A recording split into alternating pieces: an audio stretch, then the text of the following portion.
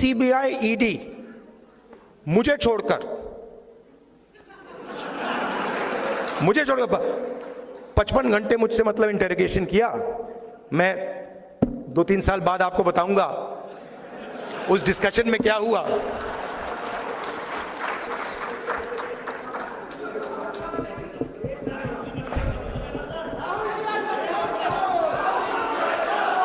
मैं बताऊं आपको क्या हुआ, बताऊं?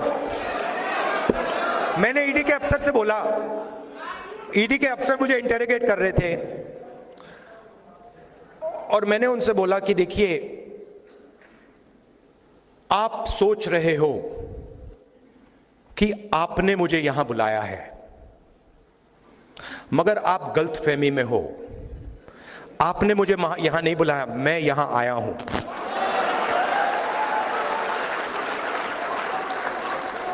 और आप जानते हो मैं यहां क्यों आया हूं?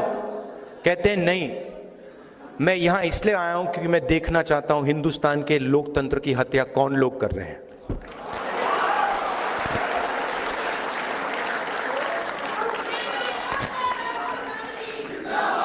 मतलब आप क्या समझे हो?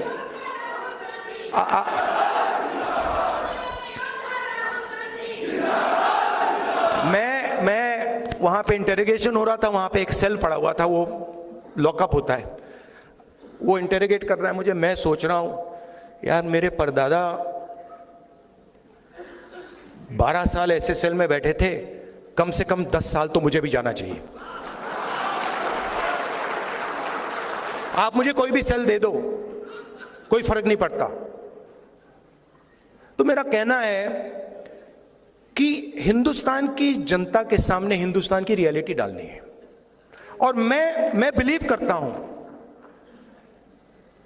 चाहे वो किसी भी जात का व्यक्ति हो, अगर हमने रियलिटी सामने रख दी ऐसे, हिंदुस्तान की राजनीति बिल्कुल बदल जाएगी।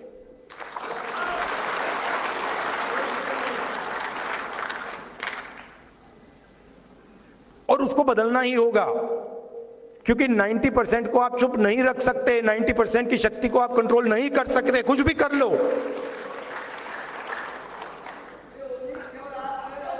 नहीं, ये बहुत सारे लोगों में, आप में भी है।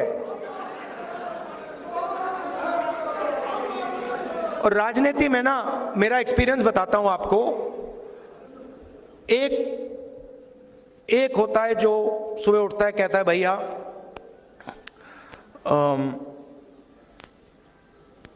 सत्ता कैसे मिलेगी, सत्ता कैसे मिलेगी, 24 घंटा वही उसकी थिंकिंग होती है। अब मेरी दूसरी प्रॉब्लम है, नहीं, मैं उसके बीच में पैदा हुआ।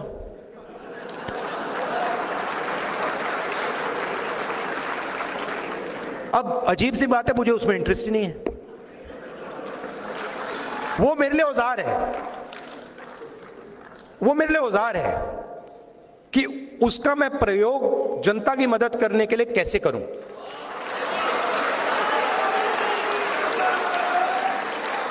वो मेरे लिए मतलब ड्रग नहीं है, नशा नहीं है। मैंने अपनी दादी की लाश देखी है, पिता की लाश देखी है। तो एक पॉलिटिकल व्यक्ति के अंदर एक पॉलिटिकल क्रिस्टलाइजेशन होता है। बहुत सारे लोगों के अंदर पॉलिटिकल क्रिस्टलाइजेशन कभी होता ही नहीं है।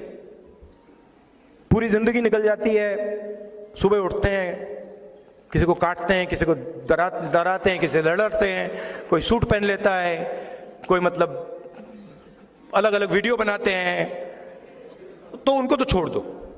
मगर फिर ऐसे भी लोग होते हैं जो कहते हैं कि भाई अब हमारे पास 15-20 साल हैं, 30 साल हैं, अब कुछ अच्छा किया जाए, कुछ दम का किया जाए। तो पॉलिटिकल क्रिस्टलाइजेशन हो जाता है। एक बार पॉलिटिकल क्रिस्टलाइजेशन हो जाता है तो फिर क्लैरिटी आ जाती है कि मुझे ये करना है और कुछ नहीं करना। और मेरे माइंड में ये क्लैरिटी आ गई है कि इस देश में 90% लोगों को भागीदारी दिलवानी है।